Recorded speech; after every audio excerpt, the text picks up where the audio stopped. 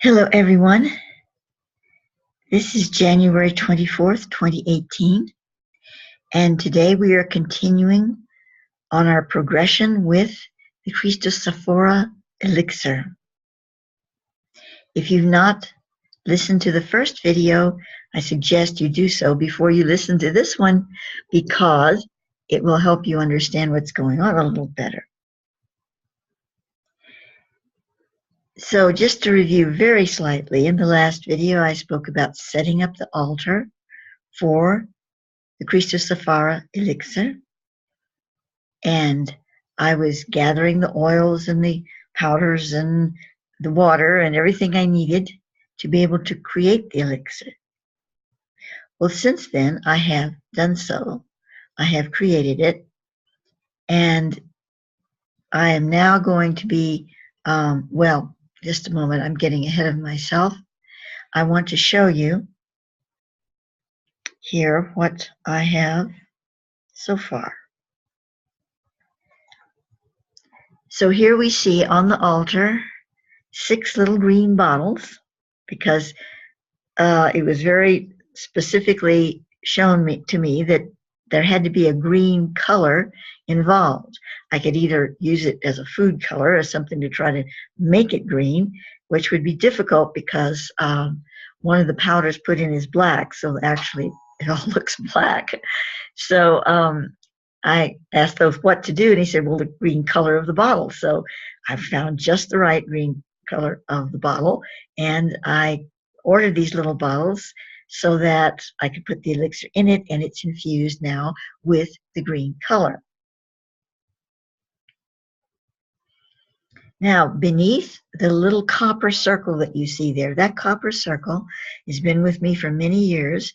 It was originally created by me in 1973 when I was requested to go to Mexico, climb the Pyramid of the Sun at Teotihuacan at a particular time and go through a process there. This copper disc, you can't see the symbols right now, but it has engraved symbols that I was given at the time, and it was part of this procedure that took place atop the Pyramid of the Sun. And I was instructed to use it to cover as a covering for the template which I have created, and I'm going to show you that template here.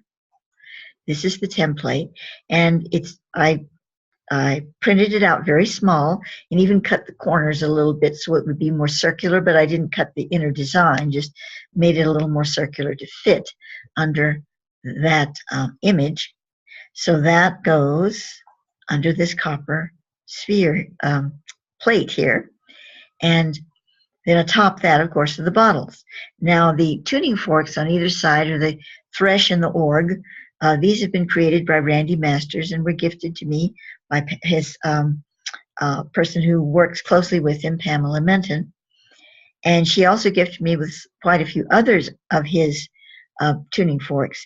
And I did use some of the other tuning forks, I think 1 or 2 others that I was guided to use, working with the elixirs, surrounding it with the energy, the sound. I went through a process with that. And then I also used the thresh and the org that you see on the table here. But Thoth asked me to leave these on the table, and that every day, you see, I've been going and I've been shaking up the little bottles, and then I use the thresh and the org also. So I'm reconstituting these elixirs every day. I don't know if I'll have to reconstitute them forever. I don't think so, but the process is still ongoing, and I'm continuing to reconstitute them. So what else do I want to tell you about this before I continue with some other points? Oh, well, I'm in the process now, and I should finish it today, of creating the 2nd level of elixirs. But before I get to that, what's in the bottles? We have sacred water from all over the world that's been combined into one container, and this was gifted to me by Unity Grace, and she's traveled all over the world and collected these sacred waters. So I can't even tell you all the places that these waters have been combined from, but there are lots of sacred waters. So they were used as the main water, as the water for the elixir. In that water went spikenard, and let's see what else. Lavender, hyssop,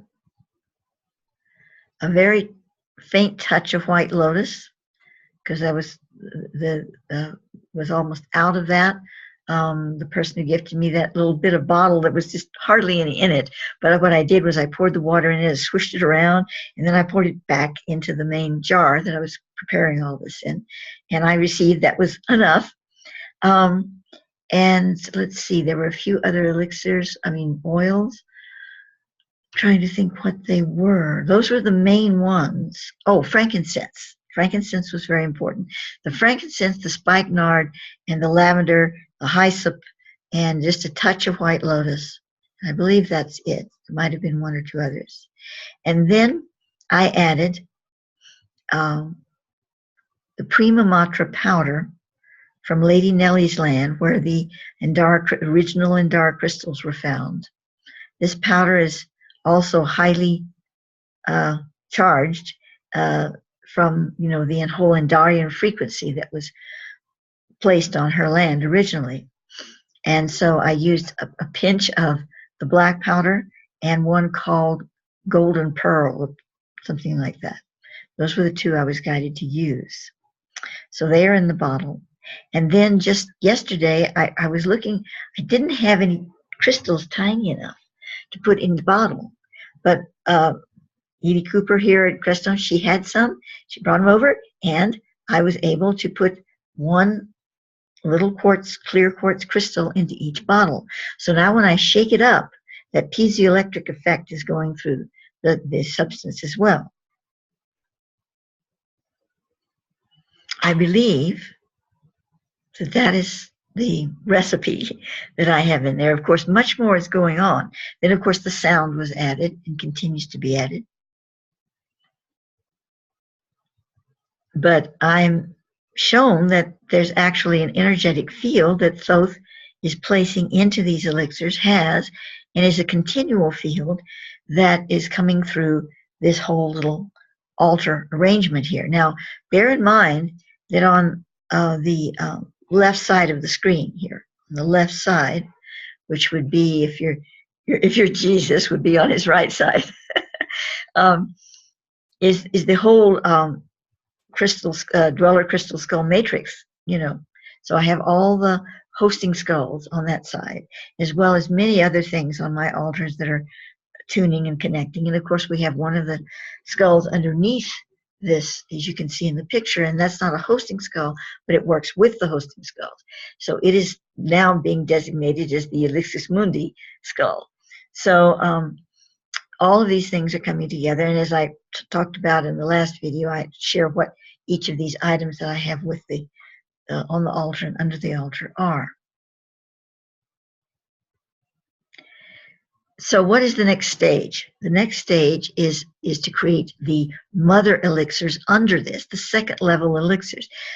For the sake of clarification, I'm calling this this altar, these elixirs here, the Queen Mother elixirs, and or the Queen Mother elixir. It's all one, just separated into little bottles. So the second level, the mother elixirs, will be hosted, shall we say, by persons here in Crestone, Edie Cooper, Celeste, and I'm trying to remember Celeste, but I can't think of her last name. Oh my goodness, that's terrible. She lives just next door. And Patricia Faust. We're going to have a collection of second level mother elixirs. The purpose of this is that, see, what these elixirs are, this elixir is setting up primarily for the planet. It is a Christic frequency that's moving through these elixirs and directly into the dimensional portal here, where the thresholding chamber for the sacred on and all of this is moving directly into that frequency level, and then from the crown chakra of the Ascension Temple, which this area is here in Crestone, Colorado. It's moving out through the entire planetary grid. So that's the main focus of the CHRISTOSAPHORA elixir. However, the secondary focus is for individuals to use. And this is coming about through the matrix that you can be setting up using this template, which I'm going to be posting along with this. The video is being posted in its little video section on Vimeo, if you're listening to it there. But you're going to find it on the page that I've embedded with this video on the Templar website. I can't remember which one. I have so many. So you can follow the link. If you're in the video collection and you want to know where to get this, just look below and there'll be a link to the page. You can follow that and go back and find where you can get this template. So what I'm suggesting you do, you see this altar is going to build and grow. I'm not going to put a lot of stuff on it, but I mean, there will be things that will change, things that will come and things that will go on the altar, not the elixirs themselves, but different items. And from time to time. Like, for instance, I don't have the Chinamati stone yet. Mani, I can't say it right. Chintamani stone. When I do, it will go on this altar. And what will happen will be the elixirs will receive it. And when the elixirs receive it, wherever you are in your little altar with your copy of the grid matrix here that I've created, this one, you will automatically receive an update. The frequencies will shift. So what's going on here, not only on this altar primarily, but also in the field that is generating here in Crestone with the other second level mother matrices and into the whole field, you will be receiving these updates, these changes through your little altar. So how do you create this? Now, most of you probably already have altars, but you'll notice that I've kind of set this a little apart. So you need a place or a section where you can create this.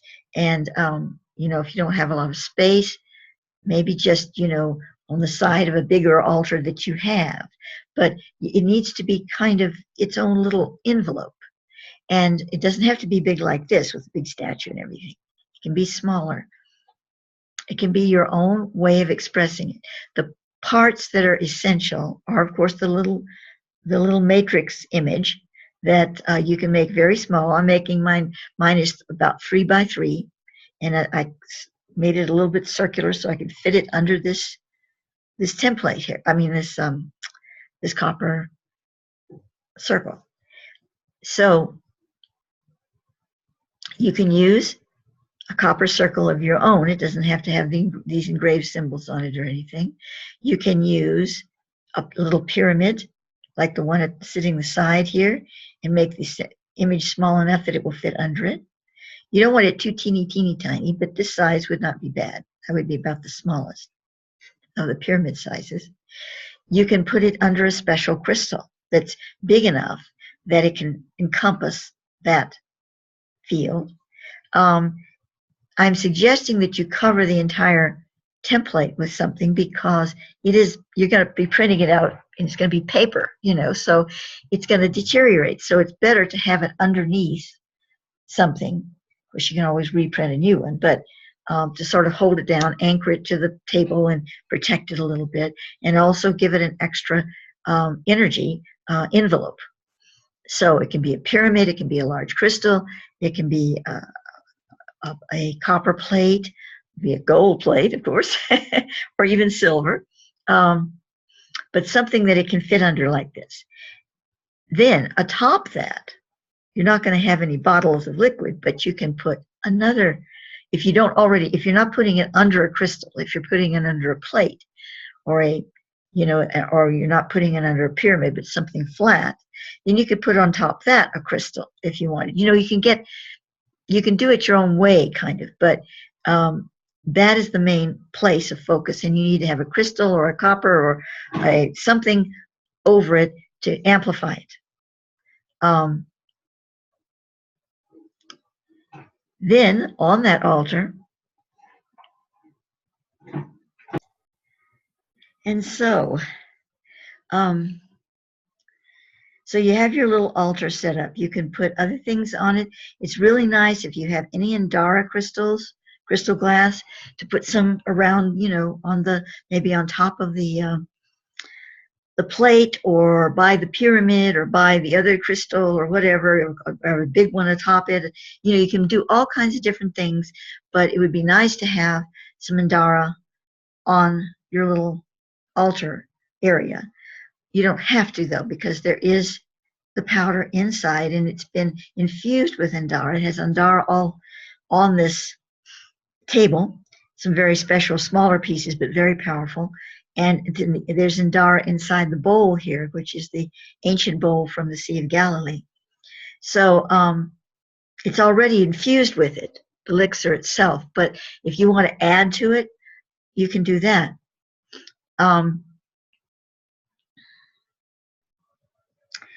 You could also put some clear water in a container, something that is drinkable, okay, and set it atop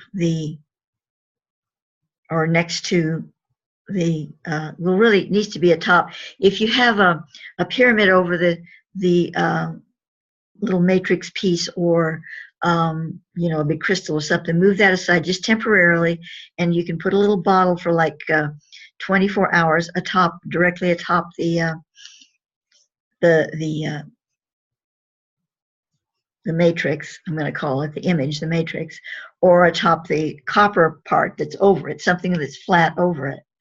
And you can leave it for 24 hours, and you can use this you know, you can drink it. You can put a little bit into your drinking water, or you know, just a little bit from what you've charged or whatever, and it will act as an infusement into the body. So really, what is it doing for you? Now, I honestly have never done this before. I can't promise you that this is going to do anything for anybody. You know, I don't know. All I do is trust in my sources. And this is what I was guided to do. And I feel the energy of it in my being. And when I'm near the altar, I feel it. I just feel it so strongly that I believe in it. And so if you choose to enter that envelope of belief with me, it certainly can't do any harm. And just feel the energy of it. Then I'm going to say that what I am receiving about it is that it amplifies the Christic ray in a way that it's not artificial. It's not like a magic potion. It's not intrusive. It's not artificially doing anything. I mean, you can't, you know, take a potion and become more spiritual. It's not that kind of a thing. But what it does is it alerts you. It alerts the part of your being deep inside you that holds the most sacred element of your soul experience. And it says, I'm knocking on your door. Remember me. Let's wake up. Wake up. Remember, here I am. And it's like that energy starts responding. So it's already in you. It's already there. But what this elixir, according to what I'm receiving, does is it helps you to respond to it, the outer you, to respond to that inner signal. And on a planetary level, it's doing the same thing for the planetary field, for the human element within it. It's adding its part, you know. I mean, I can't imagine that this little bunch of bottles of elixir is going to change the planet. I'm not saying that. But I do believe I wouldn't have been given this to do if it didn't make a difference. You know, it can make a difference. We all do our part. So that's what I'm doing. So then you can also work with this not only on a personal level, but on a planetary level as well. You can help hold this grid for the whole planetary experience. When you go to your altar, you can put your hand on the uh, the grid, or atop the pyramid or the crystal or whatever that's sitting on the grid. You can just hold your hands around it. You can feel the energy. And as you pull it into your being for your own healing and awakening experience, you can also project it out into the planetary. And you can feel, you can say, I know that this is happening here in Crestone. This energy is going into the planetary, and I'm putting my energy into the whole experience as well. And I'm helping to hold the focus that this is perpetuating out into the field of the earth, because it's all intentional energy. I mean, I can sit these bottles on the altar and just say, okay, did my part, walk away. Nothing's going to happen. It's like it's all of us working together with it to allow it to build and access these realms.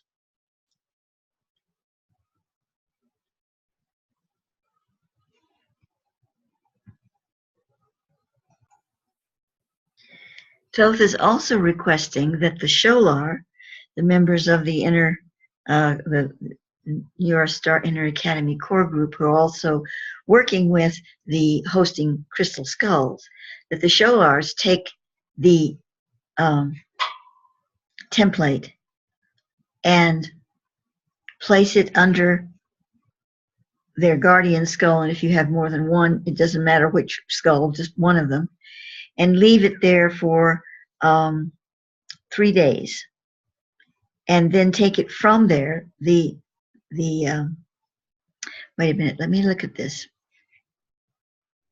Okay, no, this is the way he's saying it. You place a copy of the matrix under one of your skulls and you leave it there. Then you take another copy of the matrix and setting up, just as I've described here, your little altar or altar space, and you put it on that. And on that, you can put another, like a pyramid or a copper plate or whatever you want to put over that. And that can be your charging center where you can charge your water and whatever. But the Sholar are being asked to place one copy under one of their skulls. So you have 2 copies that you're working with.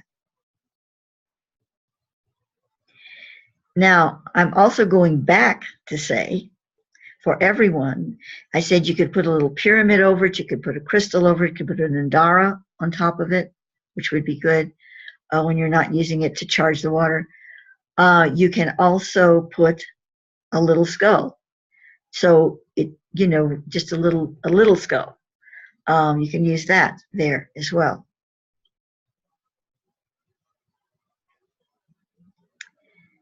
And what else you choose to put on the altar, don't put a lot of things, but you can choose very carefully and whatever you feel guided to put on that little altar space. That's both for the Sholar and for everyone else.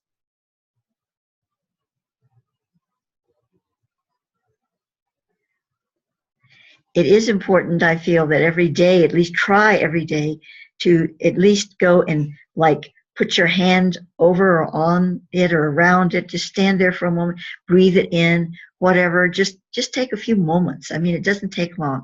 Just the intention and the thought of receiving it for yourself, but also holding the presence for it reaching out into the world.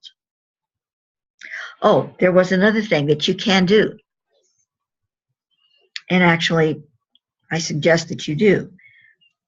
I'm going to put this picture into the gallery that I have on that page, because all this is going back on the original page because I want everything together, and I'll send people back to that page. So take the image of this picture with the bottles on it, print it out, print out a little small, little tiny one. You can make it in a circle just so you can see the image of the circular altar with the Christ and the elixirs. And you can put this underneath the matrix picture. So, or even on top, let me see, how do we want to do this? No, underneath is good. So you have the matrix picture image, and you have this picture, small, and you can cut it out like a little round circle and put it underneath it. So that's a sandwich. You have that, and then you put on top of it either a pyramid, a copper plate, a crystal, whatever, on top of that. So you also have an image of these bottles sitting on this table. Yeah, that's the way that I'm seeing it, the order that it's being presented. Now, if you happen to have tuning forks and things of that nature, and you want to do a little chanting or tuning in front of your altar with these images, that's good. Whatever ceremony you feel guided to perform with it. Now we're going to move into another phase here.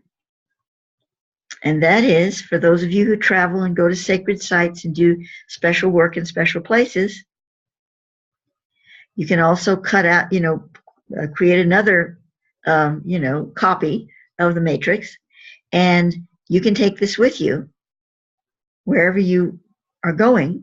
And if you place this in one of the sacred places and do some chanting or toning with it, or, just focusing that the energies of this Christos elixir is going to flow into that site and being amplified through that site. Let's say you went to Stonehenge or wherever, or maybe a place that isn't even famous, but you feel it's a very sacred place. You can do that and say, amplifying this out into the planet through that node. That gives it a special dimension, if we can do that. So that would be another wonderful thing to perform. So you can print out as many copies of this as you wish, and so you can even leave it there. Like, if you wanted to, you could take, several copies. And let's say you're going to several sacred sites, and you could leave one of these in each place. Of course, it's paper, it's going to degrade and go into the earth. That's fine. Dig a little hole, just maybe fold it up and place it inside there. That's one way. Another way is to perhaps have it laminated. And we're talking about it tiny. You have to make it very small if you're going to leave it in a laminated condition, because that's, intrusive upon the land if you made a big one and placed it in there. But if you made it a very, very tiny and you laminated it, you could actually put it under a stone or a rock in a sacred place if you wanted to do that, if you felt it appropriate, depending upon where it was, that you weren't cluttering by doing that. You could do that. There are various ways you can accomplish this. Now, you can also, here's another way, you can charge some water here at your altar in your home with the template, with the grid. I'm calling it all these different things, but you know what I mean, this piece of paper with the image on it. You can charge the water and take that water with you and place it in the sacred places. Or if it's there's difficulty traveling with a bottle of liquid, you could take the image with you, and if you're at a sacred place where you can, get water from a creek or a well or a water fountain or whatever that's part of the energy of that land, and then charge that water on that template on the spot, or maybe back in your hotel room or whatever, leave it, because it really would need to be charged at least overnight. Then you could take that water back there in this little vial or whatever, pour it into the earth or on the stone or whatever, anointing this, putting it back into the earth in this condition, or into the stream, pouring it back into the stream where you got it, but now it's been charged with the CHRISTOSAPHORA elixir through the image.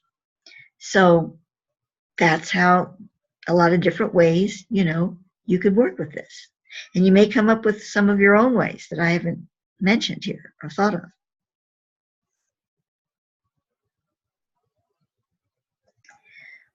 Well, I asked both if there was any last thing to say on this particular video. I am going to be continuing this series indefinitely, because there'll be new things to bring everyone up to date on in regard to it. And I think I'm also going to be doing an activational video to help people get into the frequency. So there'll be more. But in this video, I asked if there was anything else I needed to be saying now. And so suggested that, well, you know, I've been digging my heels in about mailing stuff out to people. That's difficult for me. I don't have a car, and I have to depend on others for that to get to the post office, because there's no mailing things from the home here in Crestone. There's no mailboxes. You have to do it all through the P.O. boxes, which are given to you free, the small ones, because there aren't any mailboxes. So it's difficult for me, and I didn't want to get into mailing stuff. However, Bob is requesting that, you know, we have these on the land here, and I don't know where they ever came from, but they've been here forever. When I say on the land, I mean all throughout the Crestone, at least the chalets in Crestone. There's just, this is the higher area, the chalets. The Baca's down lower. Where I live in the chalets, closer to the mountains. And there's just quartz, rose quartz crystal everywhere. It's on the ground. I mean, it's just everywhere. I don't know, you know, who put it here originally, but obviously it's from the area. And so there's lots of these little tiny pieces of rose quartz crystal, and they're very potent, believe me. This whole land area is potent. So they are as well. So I'm being asked to, you know, on a limited basis here, to offer to charge these rose quartz crystals on the main altar here with the elixirs, right with the elixirs. So the queen elixirs are feeding those crystals. And I will mail them out to people. I'm not charging you for the crystals, but I'm charging you for the mailing. So one crystal, just one crystal per person for your altar. I will set a link so that you can do a special donation payment for the price of sending it to you. I don't know how much postage would be. Probably $5, I guess, would cover it. So let's say $5. You can always give more if you want. And then I also am going to request you to send me, and I'll give you the address, to send me an envelope to mail it in. When I say envelope, one of those little tiny padded envelopes, just can be a small padded envelope to send it in. Now you can, you don't put the postage on it, but the address and everything, it's all addressed and ready to go. So I have the envelope that's addressed, and then you can send me a payment for the $5 for the postage. And I will send you, at least for now, I'm going to be doing this, we'll send you a quartz crystal from this area that has been charged sufficiently with the Queen Mother elixirs here on this altar. So I will set this all up on the page that you're going to be viewing this. Unless you're viewing it in the collection, you come across the collection, then you're going to have to click the link below this video that will take you to the page. And that's where you can find all this information. So I think that is it for now with this video. And thank you all for listening. Stay tuned for whatever comes next.